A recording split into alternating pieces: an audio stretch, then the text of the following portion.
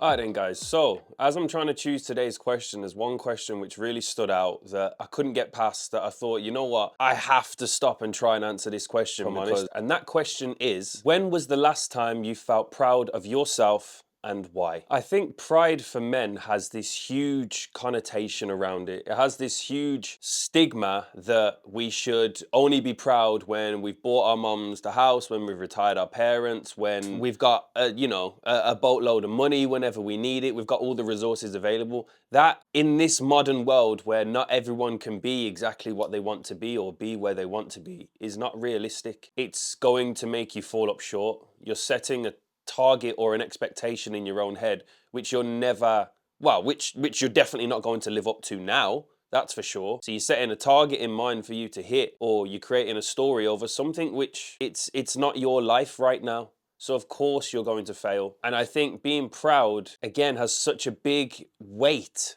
to men that it doesn't have to be, you know, retiring your parents. It can be turning up to somewhere where you didn't feel like it. It can be consistently controlling your emotions that day where everything was spiraling out of control. It's being proud of yourself that you're the calmest one in a room when everyone else is going hectic and you're able to compose yourself. Those are the little things as men that we completely overlook. I know I do. I know I've done those things plenty of times, and I have let something smaller completely distinguish that good light that I'm putting behind myself. We can be proud of ourselves. We don't have to be proud of the huge milestone accolades.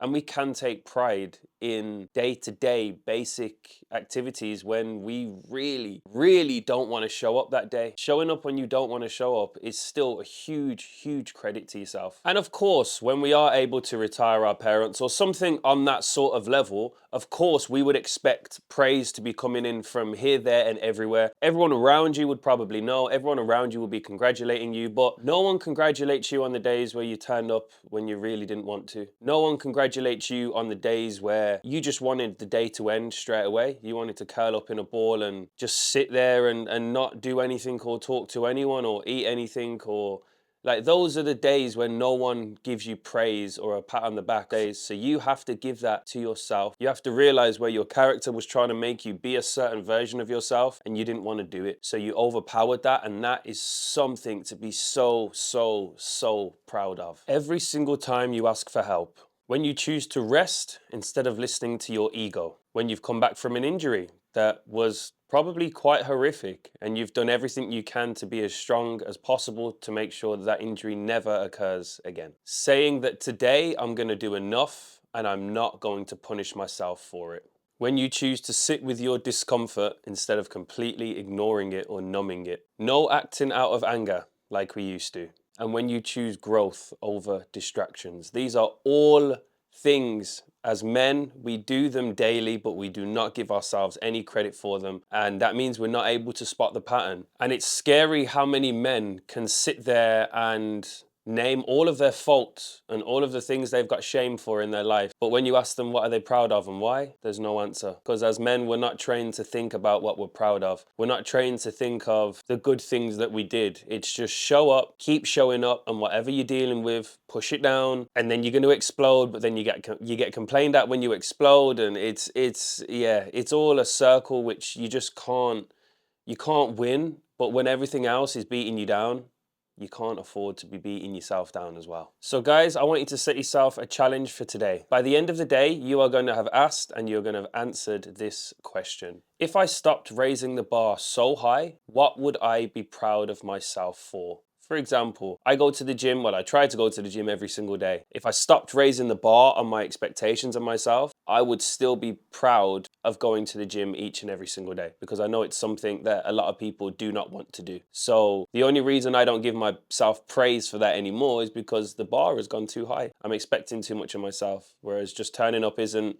good enough for me anymore. When on the days where I don't want to turn up, turning up is good enough, and we just don't realize that. So answer that question, sit with yourself, sit through the discomfort, sit through the silence, sit through the flickering thoughts, and really get to that answer. And we can start moving forward from that answer. And guys, one final thing that I would love to remind you all of is that you are allowed to be happy and proud of your success and your progression.